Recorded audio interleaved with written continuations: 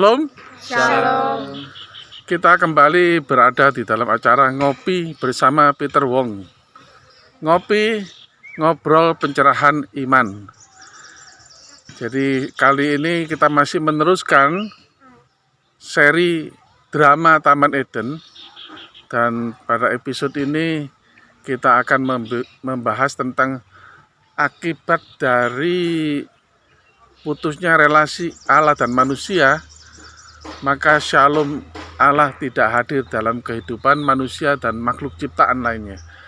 Akibat yang berikutnya ini, selain shalom Allah tidak ada lagi dalam hubungannya manusia dan Allah, maka juga sekarang kita bicarakan yaitu salah satu aspek penting perseteruan manusia dengan diri sendiri.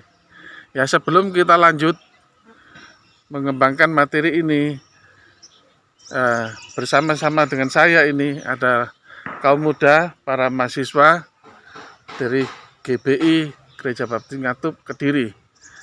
Silakan memperkenalkan diri barangkali dari. Perkenalkan, nama saya Eva. Perkenalkan, nama saya Tavan. Perkenalkan, nama saya Tasya. Saya Pendeta Holik. Ya.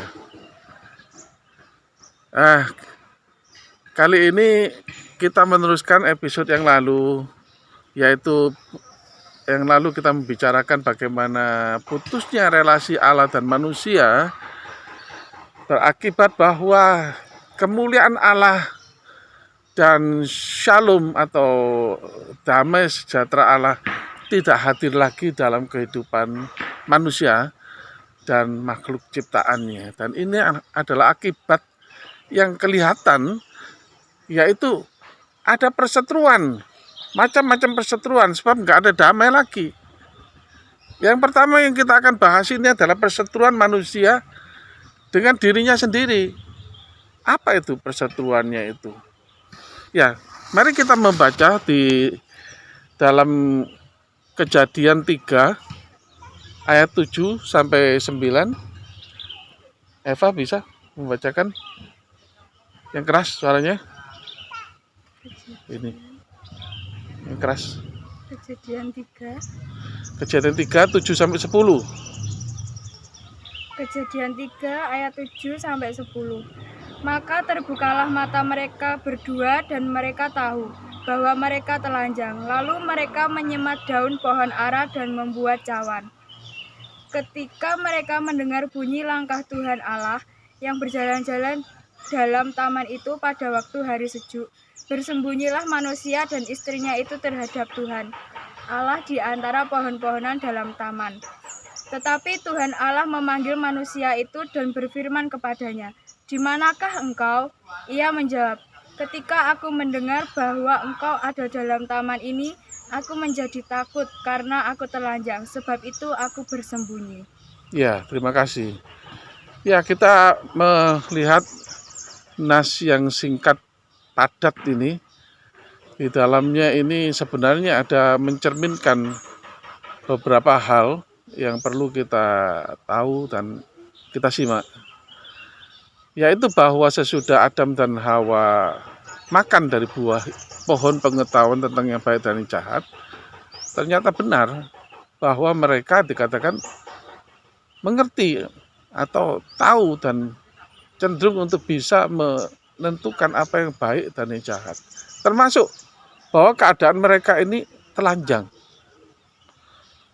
Jadi seperti orang kebingungan kok mendapati diri telanjang, dan di sini kelihatan bahwa mereka dari tindakan mereka mengambil daun-daun untuk menyematkannya untuk menutupi bagian-bagian tubuh yang telanjang itu. Mereka merasa bahwa itu satu ketidakwajaran. Ya, ini kita bisa melihat ini nanti bahwa ternyata sesudah jatuh dalam dosa, ternyata ketelanjangan itu bukan sesuatu yang wajar bagi mereka. Jadi ini bertentangan dengan klaim dari orang-orang yang kelompok-kelompok atau koloni-koloni yang menyebut diri itu nudis. Nudis ini ya orang-orang tua muda, perempuan, laki-laki, anak-anak, remaja, dewasa telanjang. Loh, kan Adam dan Hawa dulu telanjang, kan ini kan satu natural begitu loh. Jadi nudis ini juga menyebut diri kaum naturis. Nah, di sini membuktikan kita melihat nas ini, apa yang mereka katakan bahwa Adam dan Hawa telanjang, tapi sesudah jatuh dalam dosa, itu bukan sesuatu yang wajar. Jadi tidak bisa mengklaim bahwa itu sesuatu yang natural, sesuatu yang nggak ada apa-apanya, ada apa-apanya.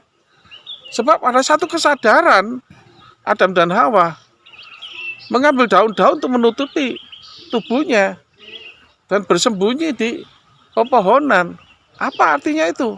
Artinya, wah, kondisi saya kok telanjang, nggak baik itu, gitu. Ya itu jelas sekali, sehingga tidak bisa orang mengklaim bahwa ya sudah dari semula sudah telanjang, kenapa nggak telanjang sekalian sampai sekarang. Itu nggak ada pembenarannya kalau pakai Alkitab. Ya kalau nggak pakai Alkitab ya terserah, mau telanjang mau jungkir balik ya nggak terserah gitu. Tapi jangan pakai Alkitab gitu. Nah, hal ini kemudian kita melihat bagaimana Adam itu seolah-olah mendapati diri itu bingung gitu loh. Ya, dipanggil oleh Tuhan, dikatakan pada pagi hari ini Tuhan ya dibahasakan seperti manusia berjalan-jalan di Taman Eden itu. Manggil, Adam, di mana kamu? Dan manusia itu atau Adam menjawab, ketika aku mendengar langkah-langkah kakimu, aku menjadi takut karena aku telanjang. Wah, ini sesuatu yang enggak matching gitu loh. Ya, kalau mengatakan aku takut, padanannya apa?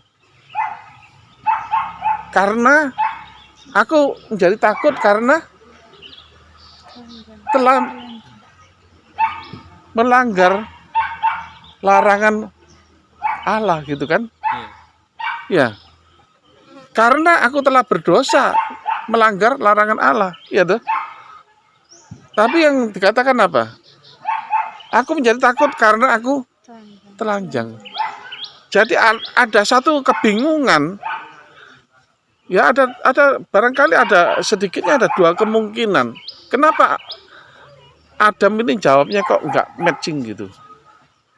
Satu, dia mendapati diri telanjang dan itu tidak sewajarnya, atau boleh dikatakan tidak baik.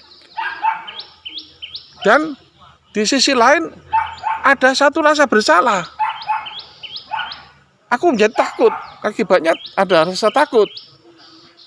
Nah, mungkin dalam kebingungannya itu, jadi ini diomongkan, aku takut karena aku telanjang begitu. Kayak barangkali orang bingung. Itu kemungkinan pertama.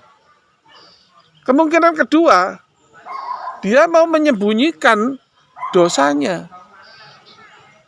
Aku takut. Nah, selanjutnya, bukan karena aku telah berdosa kepadamu, tetapi karena aku telanjang. Gitu. Yang keluar dari ucapannya, karena aku telanjang. Jadi kemungkinan yang pertama, dia bingung karena mengalami ada rasa bersalah. Di sisi lain, mengalami bahwa keadaannya telanjang, tidak wajar, sehingga ini kacau. Takut dan telanjang disatukan, nggak match. Itu yang pertama. Kemungkinan kedua itu adalah dia tidak mau mengakui kesalahannya, tidak mengakui dosanya. Yang seharusnya aku takut karena aku telah melanggar larangan itu, aku telah berdosa, tapi yang keluar adalah karena aku telanjang. Jadi karenanya ini enggak cocok gitu. Ya, terserah, ini namanya tafsiran ya, mau apa saja ya terserah. Tapi kalau yang kedua itu menunjukkan bahwa manusia sejak dari awalnya itu selalu mau menyembunyikan dosanya. nggak mau mengakui dosa. Ya sejak Adam ini. Ya. Atau kalau tafsiran yang pertama diambil bahwa manusia ini terkejut, kacau, menjadi kacau. Seperti menyadari apa yang telah aku perbuat ini. Kok sekarang dalam keadaan begini ada rasa bersalah. Dan juga kondisi telanjang yang tidak baik. Ya jelas mereka merasa itu bukan sesuatu yang baik, telanjang. Ya toh, seperti saya katakan tadi, mengambil daun-daunan untuk disematkan menjadi cawat supaya menutupi bagian-bagian tubuh tertentu. Jadi ini merupakan suatu, baik itu kekacauan dalam kepribadiannya, tidak bisa mempertanggungjawabkan apa yang telah diperbuatnya. Kedua, juga tidak ada gejala tidak mau mengaku dosa. Ada himpitan rasa bersalah di dalam dirinya. Nah, ini yang bisa, yang tanda-tanda kecil ini yang bisa kita lihat di dalam kisah sepotong beberapa ayat tadi yang kita baca itu. Begitu. Ya, jadi sekarang ini kita melihat bagaimana itu tanda-tanda itu yang ternyata merupakan satu perseteruan dengan diri sendiri. Perseteruan manusia dengan diri sendiri. Manusia berusaha mencari bagaimana cara mendamaikan dengan hati nuraninya. Karena rasa bersalah ini ternyata turun-temurun. Ada. Setiap manusia itu mempunyai rasa bersalah yang harus pakai cara-cara tertentu untuk memperdamaikan dengan sang penguasa. Apa yang disebut Allah atau Tuhan atau apa saja. Tergantung kepercayaannya. Jadi manusia ini berada dalam keadaan seperti ini. Tidak mengenal dirinya lagi karena himpitan rasa bersalah itu, atau secara gamblang himpitan dosa itu mulai menekan jiwanya. Sehingga rasa berkewajiban untuk mempertanggungjawabkan diri itu ada, dan ternyata tidak bisa mempertanggungjawabkan dirinya.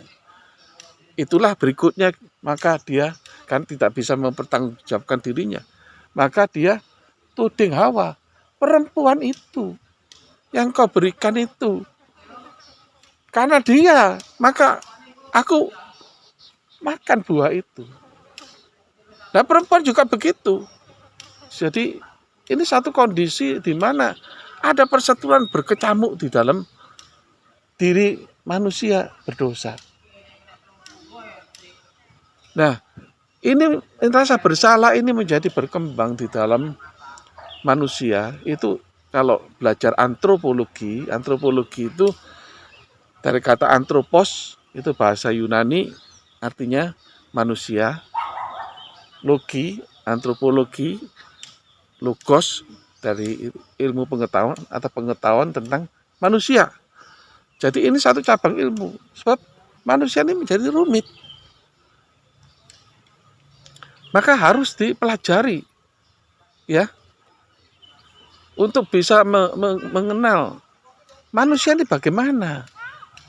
Gitu, begitu banyak misteri yang ada di dalam diri manusia yang berusaha dijawab. Nah, maka di dalam pelajaran antropologi itu kita melihat bahwa di seluruh suku manapun di seluruh dunia, kalau ya mungkin sekarang ada YouTube bisa ngelihat suku-suku apa di seluruh dunia. Di dalam suku-suku itu, setiap kelompok-kelompok manusia pasti ada simbol-simbol yang disembah. Entah itu pohon, entah itu situs tertentu, entah itu patung, entah itu pohon, batu atau apa saja. Kenapa? Mereka mau mencari penguasa yang mengganggu ada rasa pertanggungjawaban ini siapa? Aku mau berdamai supaya himpitan dosa ini bisa didamaikan. Ini adalah gejala yang berkembang dari perkataan sederhana tadi. Aku takut. Takut karena apa? Karena sudah berdosa. Jadi inilah satu perkembangan dan manusia berusaha. Itulah sebabnya kenapa kita lihat tidak ada satu suku pun menyembah hal-hal yang sama. Selalu berbeda tergantung letak geografis dari di mana suku itu tinggal atau narasi dari nenek moyang turun-temurun cerita-cerita itu sehingga membentuk satu kepercayaan dan kepercayaan menjadi satu sistem yang disebut agama. Jadi begitulah manusia mempunyai kepercayaan dan agama. Karena ada rasa takut, karena ada rasa mau harus mempertanggungjawabkan rasa bersalah itu. Maka mereka transferkan itu, memindahkan rasa bersalah itu dalam wujud persembahan, sesajen, dalam mantra-mantra, dalam doa-doa, dalam macam-macam hal. Supaya ini lepas, lego, sudah lepas. Begitu. Inilah suatu tanda bagaimana dari perkataan sederhana Adam, aku takut. Itu berakibat panjang, mencerminkan sesuatu. Ya. Kemudian hal lain yang mengenai telanjang, bahwa manusia mendapati diri sudah tidak wajar lagi, tidak dalam kondisi sebagaimana diciptakan. Ya semula nggak ada apa-apa, tapi kemudian merasa ini tidak baik. Jadi mereka menyematkan itu semua, dan ini suatu hal yang Tuhan sendiri menaruhkan di dalam hati rasa tidak wajar ini. Sebab kalau tidak, dari mana itu? Bahwa telanjang tidak wajar dari mana?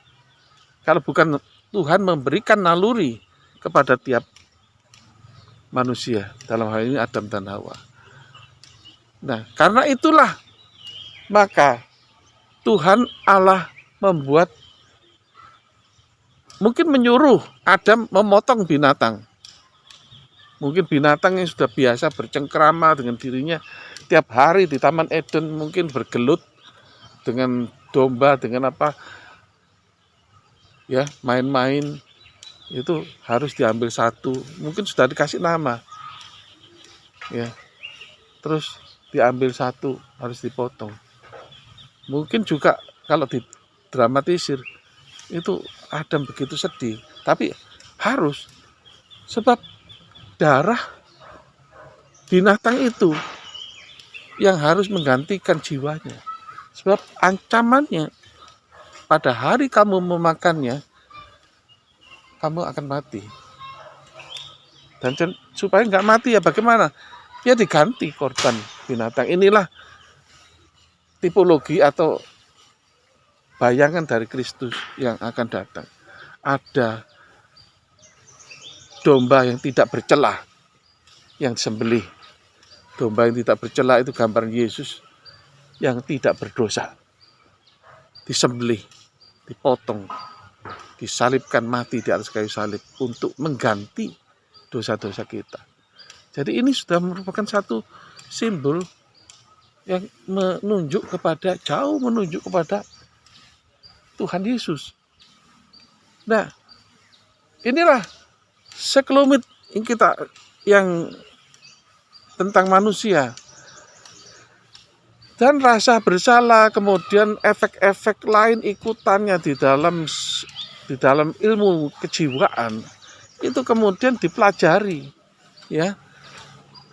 Pertama-tama dalam ilmu antropologi itu, kemudian antropologi berkembang menjadi bercabang-cabang. Ada cabang psikologi, ilmu jiwa. Ilmu jiwa siapa? Bukan ilmu jiwa binatang, tapi ilmu jiwa manusia. Kok kenapa ada perasaan seperti ini? Apa kira-kira penyebabnya? Jadi itu semua tentang kejiwaan manusia dipelajari. Kenapa dipelajari? Karena ini suatu misteri. Maka harus ada satu ilmu yang berusaha membedah ini. Lihat ini. Ini adalah suatu tanda sinkronan manusia atau tidak adanya damai dengan diri sendiri. Ya, tapi kita tidak akan memperpanjang ini. Itu ada cabang psikologi, kemudian ada psikoanalisis, dan itu adalah bagaimana menganalisa kondisi jiwa seseorang. Jadi itu macam-macam ya, itu terlalu banyak sekali ilmu-ilmu yang berkembang di kemudian hari itu. Tetapi kita fokus pada rasa bersalah ini. Ya, jadi manusia ini mempunyai rasa bersalah yang kronis, tidak ada damai di dalam hati. Di mana damai? Hanya Yesus, apa namanya lagu itu? Jawaban hidupku. Bersama Dia hatiku damai, walau ada dalam lembah kekelaman. Jadi ini ciri daripada manusia sudah tidak ada damai di dalam dirinya lagi. Tidak ada damai dengan dirinya lagi. Dari mana cari damai? Maka Tuhan Yesus mengatakan kepada murid-muridnya ketika menjelang mau menderita, ditangkap, dia mengatakan, damai, jangan takut. Damai sejahteraku kutinggalkan kepadamu. Ini adalah kebutuhan setiap kita. Damai sejahtera kutinggalkan padamu. Itu saya ada menyanyikan lagu itu. My peace I give unto you. Damai sejahteraku kuberikan kepadamu. Nah, begitulah. Saudara-saudara, barangkali ada pertanyaan atau ada komentar yang bisa diperkembangkan. Mari kita ngopi dulu. Sambil kalau ada pertanyaan atau komen silakan disampaikan supaya kita sama-sama belajar. Saya ada pertanyaan, Pak. Silakan. Saya sering mengalami mimpi kayak hal-hal, ini pernah terjadi kepada saya. Terus orang itu biasanya nyebutnya itu dejavu. Itu maksudnya apa ya? Oh iya. Oh iya, saya juga mau menambahkan. Kan kita juga pernah mengalami mimpi kan, Pak. Nah, maksud dari mimpi itu apa sih, Pak? Ya, terima kasih untuk pertanyaan-pertanyaannya. Ini baik dejavu maupun mimpi ini adalah fenomena atau kejadian-kejadian yang sampai hari ini masih diteliti oleh para ilmuwan. Kenapa diteliti? Ini satu misteri. Ini sebagai satu tanda bagaimana manusia itu di dalam perasaan bersalah dan tidak bisa mempertanggungjawabkan dirinya juga ada kebingungan tentang mengenal diri sendiri. Tidak bisa mengenal diri sendiri dengan baik. Artinya pengalaman seperti dejavu. Dejavu itu apa? Dejavu itu seperti kalau seseorang mengalami sesuatu, tiba-tiba seperti teringat. Loh, kok dulu pernah kejadian serupa ya? Tempatnya juga sama, orang yang ngomong juga sama. Kok ini bagaimana ini? Jadi seperti apa namanya itu? Dikatakan tuh seperti bahasa lain tuh flashback ya. Seperti menunjuk kepada masa lalu. Pernah mengalami seperti ini, tiba-tiba begitu. Tapi kapan nggak tahu. Nah, ini fenomena yang aneh memang. Dan penjelasannya macam-macam. Juga mimpi. Jadi ada macam-macam penelitian mimpi itu. Bahkan mengundang orang-orang yang sudah disediakan untuk diteliti, mungkin berapa puluh belas orang sekaligus, kemudian grup kedua, grup ketiga, dilihat waktu mimpi itu bagaimana matanya dan sebagainya. Ini ada namanya rapid eye movement. Itu ada gerakan di kelopak matanya itu. Ya, ini saya bukan ahli, tapi artinya para ahli ini sedang terus meneliti. Sampai sekarang jawabannya macam-macam. Juga dejavu ini fenomena apa? Juga demikian, mimpi itu sejak zaman dulu sudah orang bermimpi, iya toh? Iya.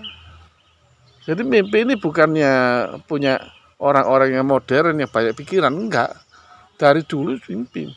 Makanya mimpi kadang-kadang dipercaya Tuhan berbicara melalui mimpi. Ya itu urusan lain lagi lah. Kita nggak bicarakan itu. Atau seperti Firaun bermimpi, bagaimana Yusuf suruh menafsirkan. Nebukadnezar bermimpi. Jadi apa hubungannya dengan dunia nyata? Apa tuh hubungannya dengan ramalan-ramalan? Ini semua menjadi satu misteri yang tidak bisa dijelaskan. Ini tandanya bahwa manusia itu tidak mengenal dirinya sendiri. Di samping juga ada satu himpitan rasa bersalah yang dimana juga enggak mengerti mengapa saya ada rasa bersalah ini.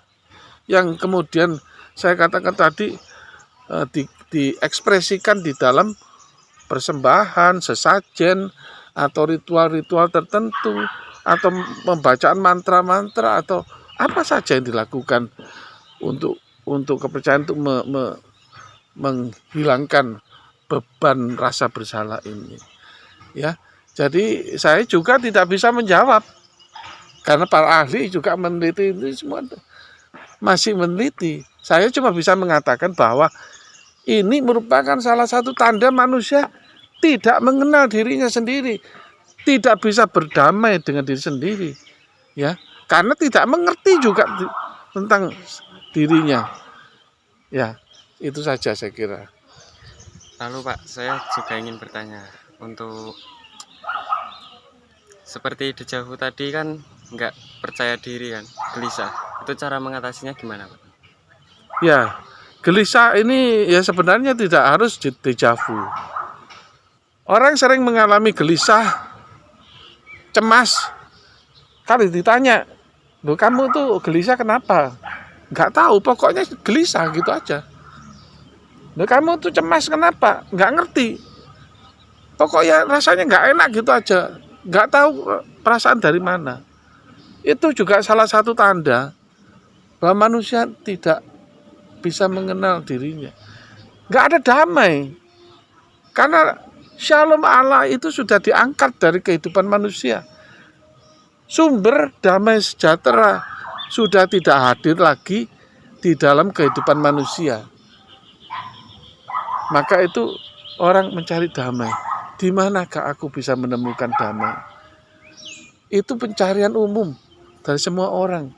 Hidup yang tidak ada damai. Ya, berusaha mereka-reka bagaimana cara bisa mendamaikan diri sendiri. Ya kadang-kadang orang berdoa supaya lego gitu. Lego itu tanda damai, belum tentu.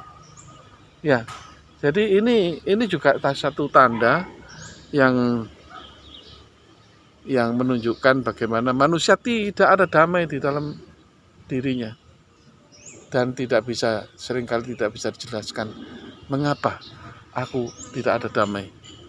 Ya. Ada pertanyaan lain? Ya, saya teringat dengan satu nats di Alkitab di Roma pasal 7 ayat yang ke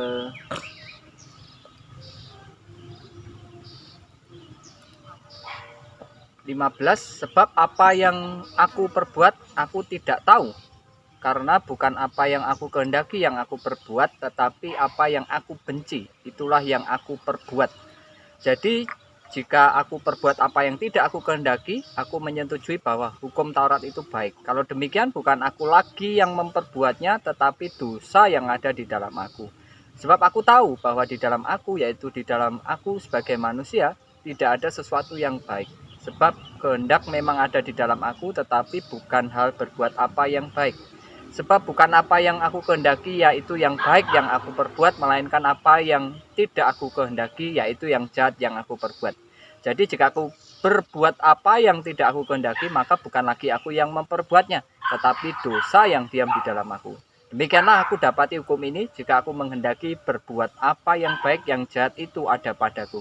Sebab di dalam batinku aku suka akan hukum Allah, tetapi dalam anggota-anggota tubuhku aku melihat hukum lain yang berjuang melawan hukum akal budiku, dan membuat aku menjadi tawanan hukum dosa yang ada di dalam anggota-anggota tubuhku.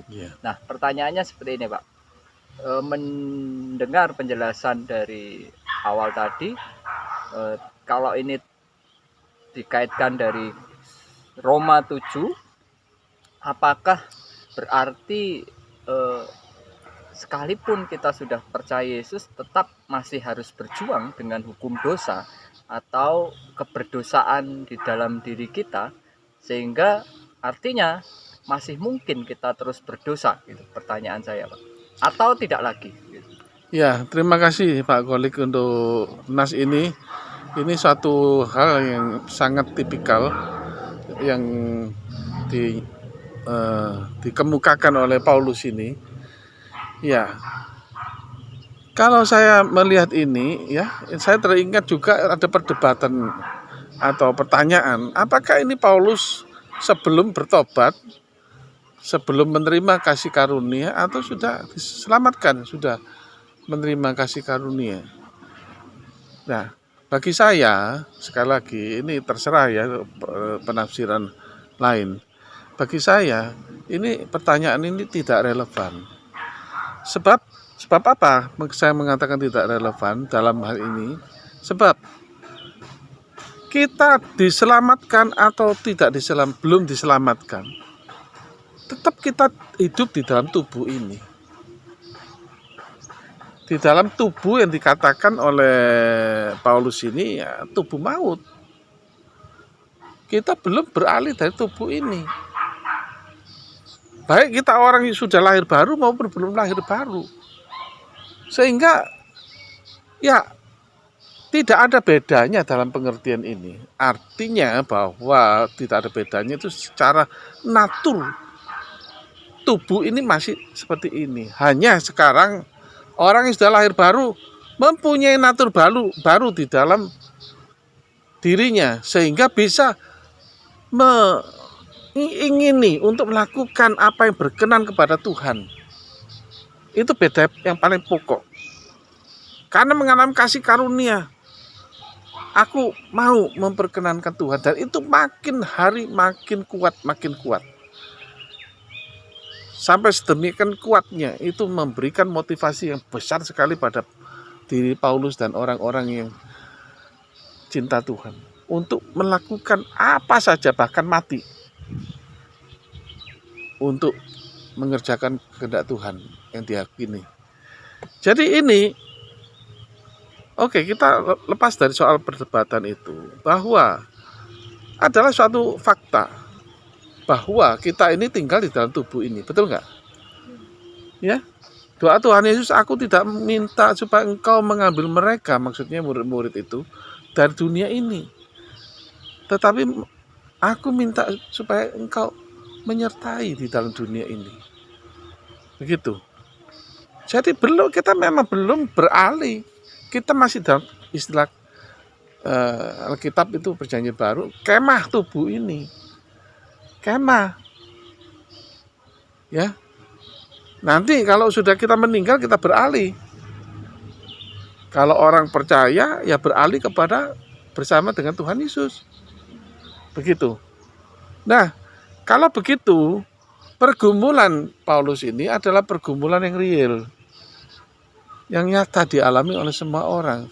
Inilah satu pertempuran di diri manusia yang sangat khas. Tidak ada damai. Dengan diri sendiri pun juga bergumul terus. Konflik terus dengan diri sendiri. Aku mau melakukan apa yang baik, tetapi yang jahat ada padaku. Dalam hati, dalam batinku aku menyukai hukum Taurat. Mencintai hukum Taurat. Karena itu hukum Allah. Tetapi dari segi kapasitas tubuhku, aku melakukan apa yang berdosa. Jadi ini tanda konflik. Jelas sekali tidak ada damai dengan diri sendiri. Ya. Terima kasih Pak Kolik ini mengangkat ini menarik. Karena memang inilah suatu tanda khas manusia di dalam dosanya itu selalu konflik. Tidak ada damai. Maka timbul cemas, gelisah, timbul macam-macam mimpi buruk, timbul ingatan-ingatan yang nggak baik. Itu semua berkecamuk menjadi satu. Sehingga Roma 8 ayat 23, coba dibaca. Cavan dibaca Roma 8 23.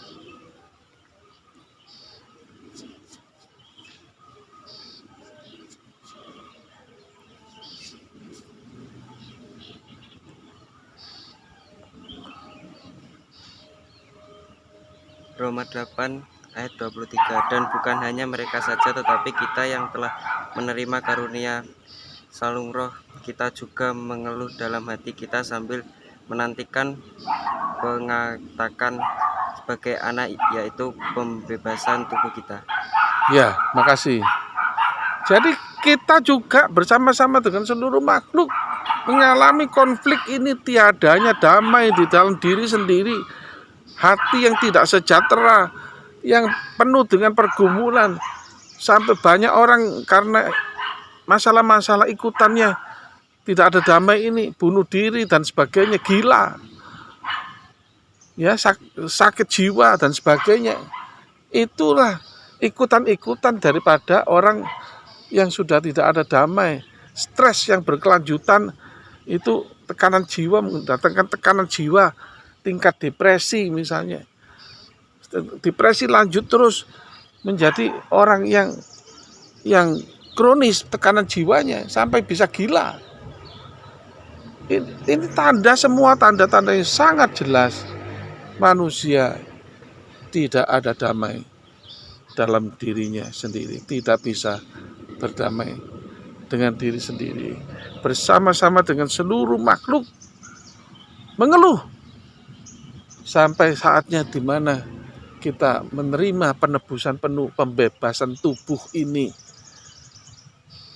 Disitulah nanti di Wahyu dikatakan tidak ada lagi air mata, tidak ada lagi sakit penyakit, tidak ada lagi segala macam dosa, konflik-konflik sudah nggak ada lagi, sudah berhenti, sudah menjadi masa lalu. Kapan itu? Ketika kita sudah dibebaskan dari tubuh ini. Selama di dunia banyak hal terjadi karena tiadanya damai dengan diri sendiri ini. Dan ini juga sampai harus kita hidup dengan ini sampai pada akhir hayat kita. Ya, tetapi di dalam itu semua ini sebagai satu kesimpulan yang penting. Bukannya tidak ada solusi. Tuhan Yesus sudah datang. Dia sudah mati, sudah menanggung dosa kita ini. Segala dosa ini sudah dipikul oleh Tuhan Yesus. Dia yang tidak berdosa dijadikan berdosa. Dia adalah domba, anak domba yang tidak bercelah. Yesus satu-satunya manusia yang tidak bisa dan tidak berdosa, berbuat dosa.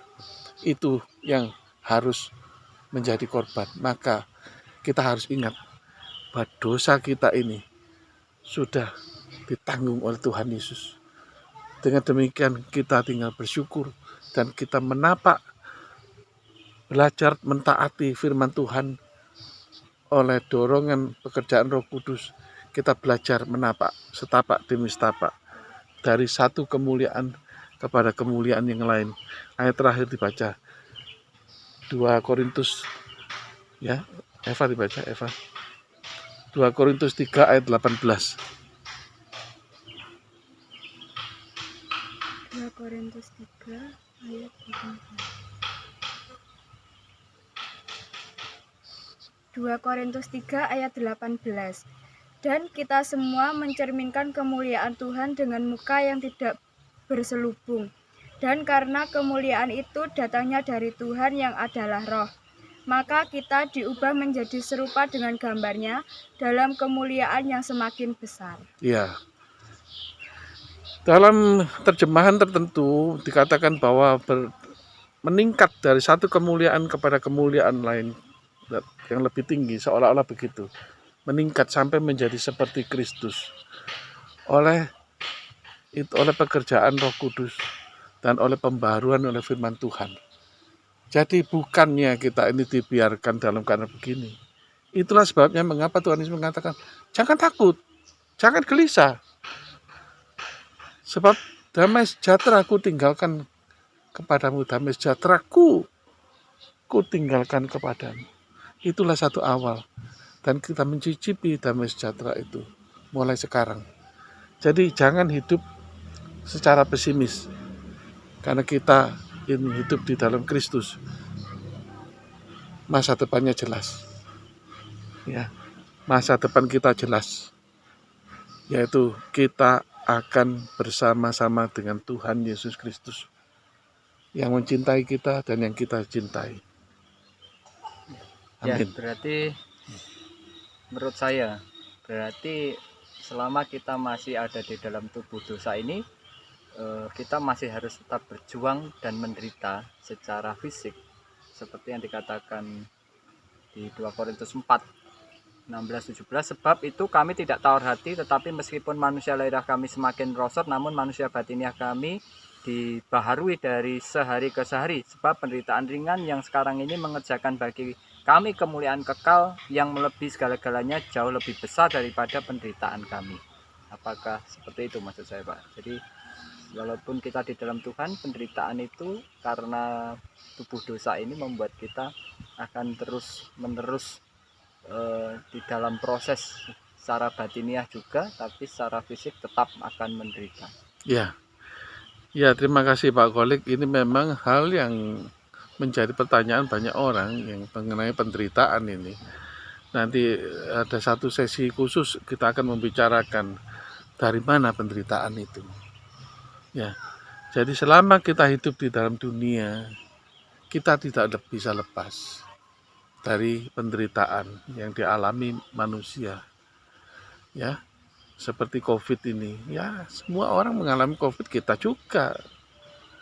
Ya, jadi ada banyak hal yang harus kita bersama-sama dan seluruh kemanusiaan ya mengalami gitu.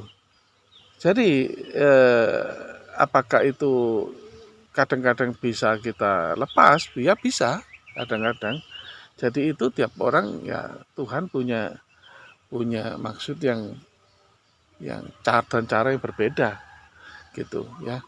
Tetapi pada intinya walaupun cara berbeda, penyertaan Tuhan tetap sama bagi tiap orang. Sekali lagi, meskipun cara penyertaannya berbeda, tetapi penyertaan Tuhan harus berbesar hati. Tidak akan pernah beranjak dari kita kalau kita bersandar pada Tuhan. Dan juga segala penderitaan itu ada takarannya. 1 Korintus 10:13. Pencobaan-pencobaan yang kamu alami adalah pencobaan-pencobaan yang biasa, yang tidak melebihi kekuatanmu.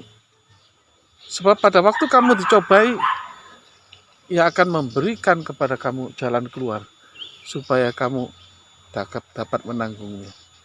Jadi saudara-saudara, kita bicara tentang hal-hal yang negatif, karena Shalom Allah itu diangkat dari kehidupan manusia.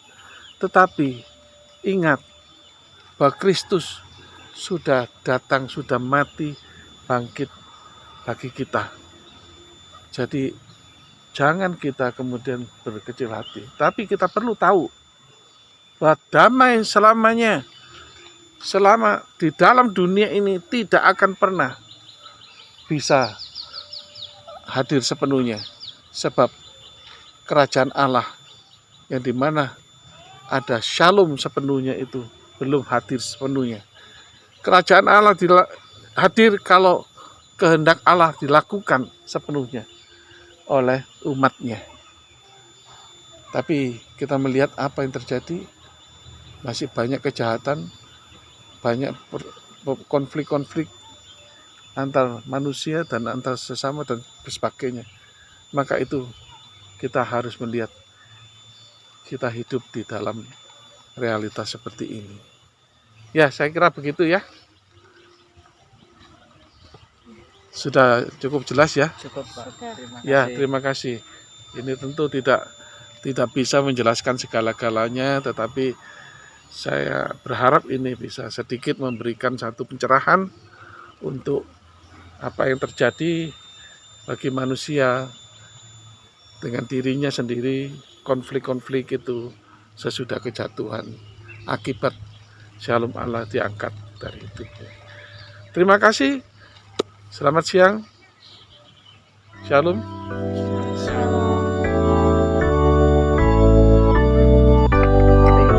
Mari ngopi.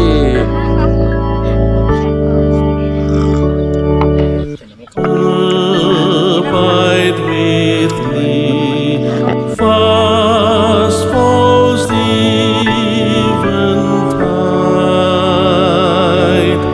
The darkness deepens, Lord, with me abide.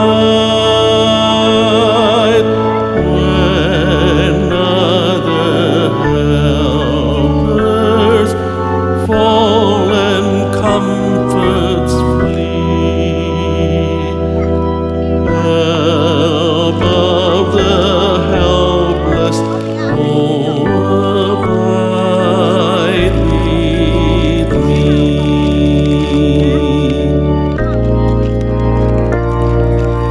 Swift through its close depths of life's little day, earth's joys grow dim, its glories pass away, change and decay. In all around I see, oh, thou who changest not, abide with me.